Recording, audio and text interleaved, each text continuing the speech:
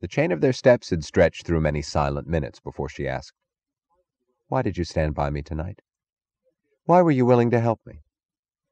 He answered easily, almost gaily, "Because there isn't a passenger on that train who needs to get where he's going more urgently than I do.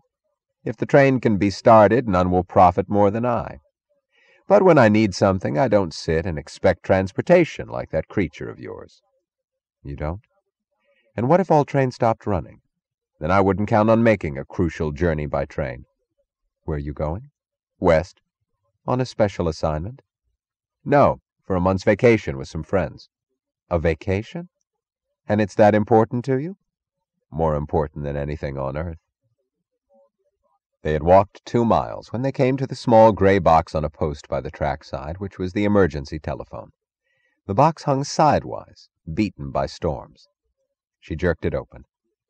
The telephone was there, a familiar, reassuring object, glinting in the beam of Kellogg's flashlight. But she knew the moment she pressed the receiver to her ear, and he knew when he saw her finger tapping sharply against the hook, that the telephone was dead. She handed the receiver to him without a word. She held the flashlight while he went swiftly over the instrument, then tore it off the wall and studied the wires. "The wire's okay," he said. "The current's on. It's this particular instrument that's out of order. There's a chance that the next one might be working." He added, "The next one is 5 miles away." "Let's go," she said. Far behind them, the engine's headlight was still visible. Not a planet any longer, but a small star winking through mists of distance. Ahead of them, the rail went off into bluish space, with nothing to mark its end. She realized how often she had glanced back at that headlight. So long as it remained in sight, she had felt as if a lifeline were holding them anchored safely. Now they had to break it, and dive off this planet, she thought. She noticed that Kellogg, too, stood looking back at the headlight. They glanced at each other, but said nothing. The crunch of a pebble under her shoe sole burst like a firecracker in the silence. With a coldly intentional movement, he kicked the telephone instrument and sent it rolling into a ditch. The violence of the noise shattered the vacuum. "God damn him," he said evenly, not raising his voice, with a loathing past any display of emotion. He probably didn't feel like attending to his job, and since he needed his paycheck, nobody had the right to ask that he keep the phones in order. "Come on," she said. "We can rest if you feel tired, Miss Taggart." "I'm all right. We have no time to feel tired." "That's our great error, Miss Taggart. We ought to take the time someday." She gave a brief chuckle. She stepped onto a tie of the track, stressing the step as her answer, and they went on. It was hard walking on ties, but when they tried to walk along the trackside, they found that it was harder. The soil, half sand, half dust, sank under their heels, like the soft, unresisting spread of some substance that was neither liquid nor solid.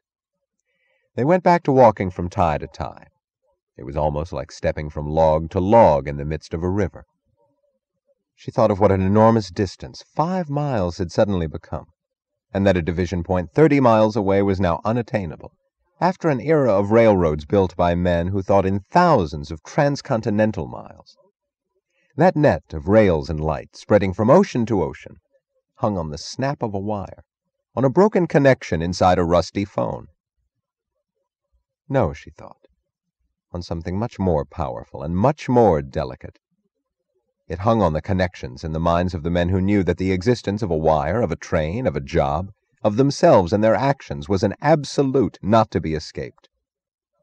When such minds were gone, a 2,000-ton train was left at the mercy of the muscles of her legs. Tired? She thought. Even the strain of walking was of value, a small piece of reality in the stillness around them. The sensation of effort was a specific experience.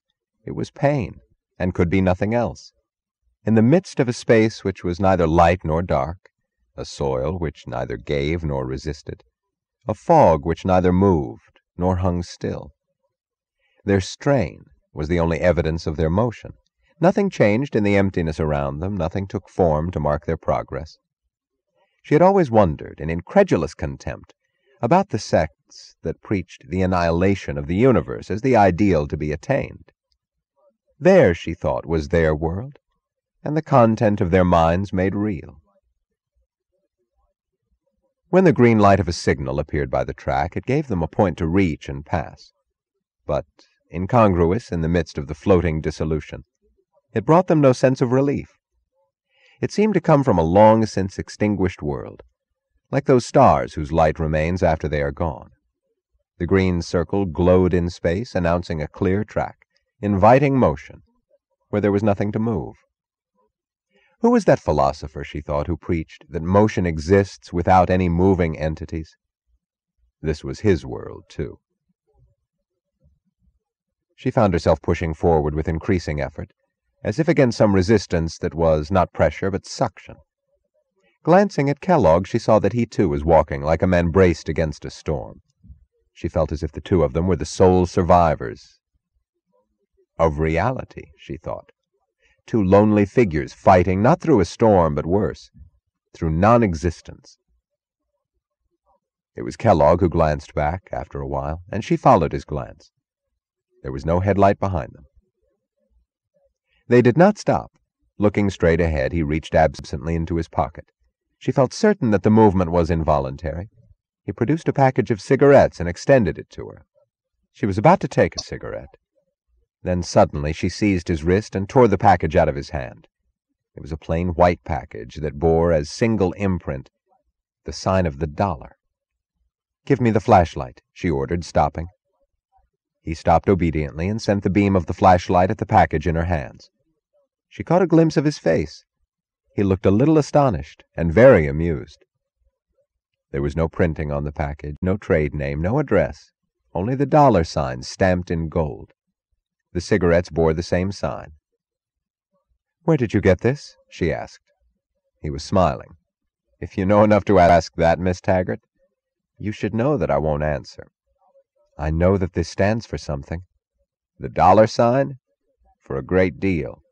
It stands on the vest of every fat pig-like figure in every cartoon, for the purpose of denoting a crook, a grafter, a scoundrel, as the one surefire brand of evil.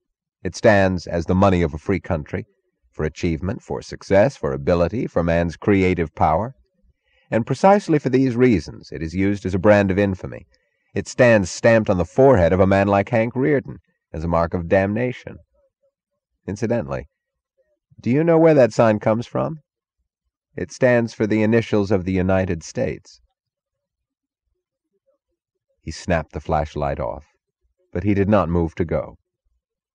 She could distinguish the hint of his bitter smile. "Do you know that the United States is the only country in history that has ever used its own monogram as a symbol of depravity? Ask yourself why. Ask yourself how long a country that did that could hope to exist, and whose moral standards have destroyed it.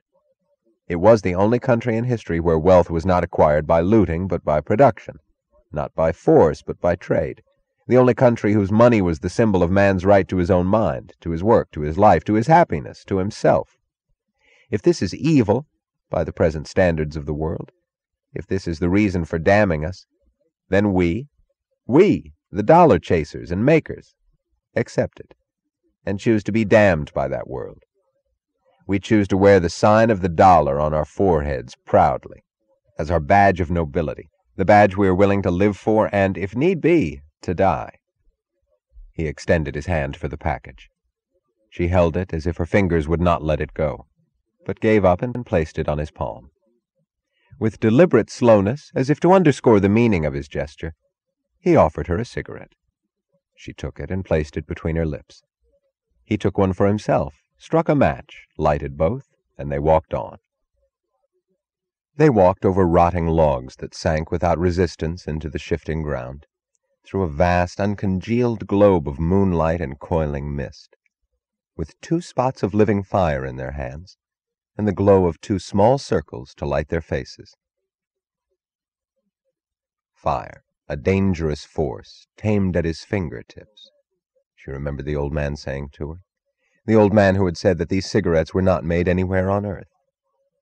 When a man thinks, there is a spot of fire alive in his mind, and it's proper that he should have the burning point of a cigarette as his one expression.